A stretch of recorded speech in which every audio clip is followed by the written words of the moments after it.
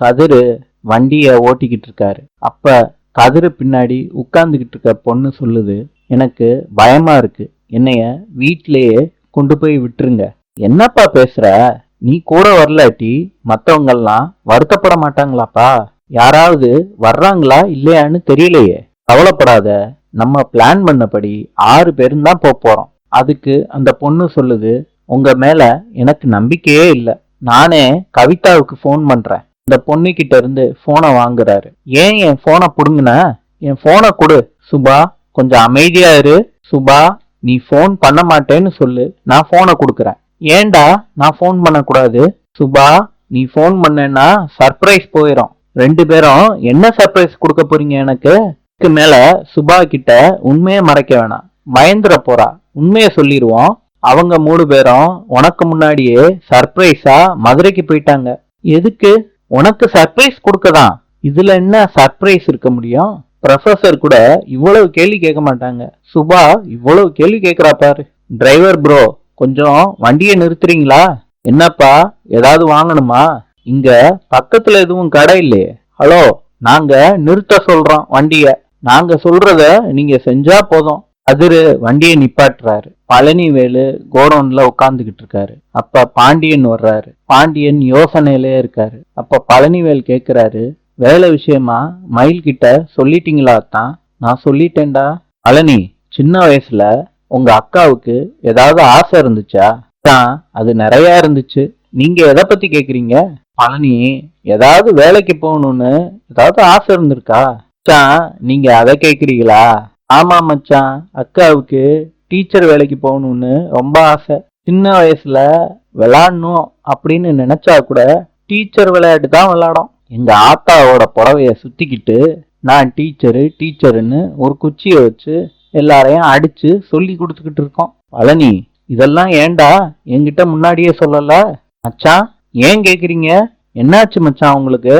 வீட்டுல நடந்த விஷயத்தையெல்லாம் பாண்டியன் சொல்றாரு. கோமதி என்கிட்ட சொன்ன உடனே எனக்கு ஒரு மாதிரி ஆயிடுச்சு. நான் என்னமோ வேலைக்கு போக கூடாதுன்னு கோமதிய சொன்ன மாதிரி எனக்கு ரொம்ப ஃபீலிங் ஆயிடுச்சு. பாண்டியன் சொல்லிட்டு வீட்டுக்கு போறாரு. கதிரு திருப்பியும் வண்டி ஓட்டுறாரு. அப்ப சுபா கிட்ட சொல்றாங்க அந்த 2 பேரும், நம்ம கொடைக்கானல் போறதா ஏற்கனவே பிளான் பண்ணியிருந்தோம்ல.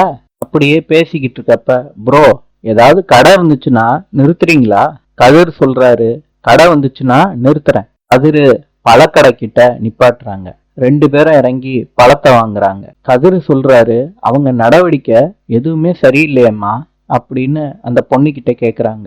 அந்த சுபா பொண்ணு மனசுக்குள்ள நினைக்குது, இவங்கள நம்பி நம்ம வீட்டை விட்டு வந்திருக்கவே கூடாது. அண்ணன், இதுக்கு முன்னாடி இந்த மாதிரி இவங்க நடந்துகிட்டதே இல்லை அப்படின்னு சொல்றாங்க கதிர்கிட்ட. ஒரு நாளைக்கு மதுரைக்கு போலாமான்னு தான் சொன்னாங்க, இப்ப கொடைக்கானல் போலாமான்னு கேக்குறாங்க. என்ன, எனக்கு ரொம்ப பயமா இருக்குண்ணே. கதிரு சொல்றாரு, நீங்க பயப்படாதீங்க சுபா, எனக்கு என்ன பண்றதுன்னு தெரியும். பழத்தை வாங்கிட்டு வந்துட்டு 2 பேரும் சுபா பக்கத்துல உட்காந்துக்கிறாங்க. சுபா அன்னீசியா ஃபீல் பண்றாங்க. குழலி சேர்ல உட்காந்து சாப்பிட்டுக்கிட்டு இருக்காங்க. அப்ப 3 மருமகளும் கிளீன் பண்ணிக்கிட்டு இருக்காங்க வீட்டை. குழலி தட்டுல மீதி பழம் இருந்திருக்கு. அத ஜூஸ் போட்டு எடுத்துட்டு வர சொல்லி மயிலு கிட்ட சொல்றாங்க. இத பார்த்த கோமதி, எதுக்கு மயில ஜூஸ் போட சொல்ற அப்படின்னு கேக்குறாங்க. அம்மா, மயிலு தான் ஏதாவது வேலை இருந்துச்சுன்னா சொல்லுங்கன்னு சொன்னான், அதனாலதான் ஜூஸ் போட்டு எடுத்துட்டு வாங்கன்னு சொன்னேன். பெரிய வாக்குவாதமே ஏற்படுது குழலிக்கும் கோமதிக்கும். அப்ப பாண்டியன் வந்துடுறாரு. குழலி கோமதிய கம்ப்ளைண்ட் பண்றாங்க. கோமதி சொல்றாங்க, குழலி பண்ற அக்கப்போரு தாங்க முடியல, இவ வீட்டுல கொண்டு போய் விட்டுட்டு வந்துருங்க.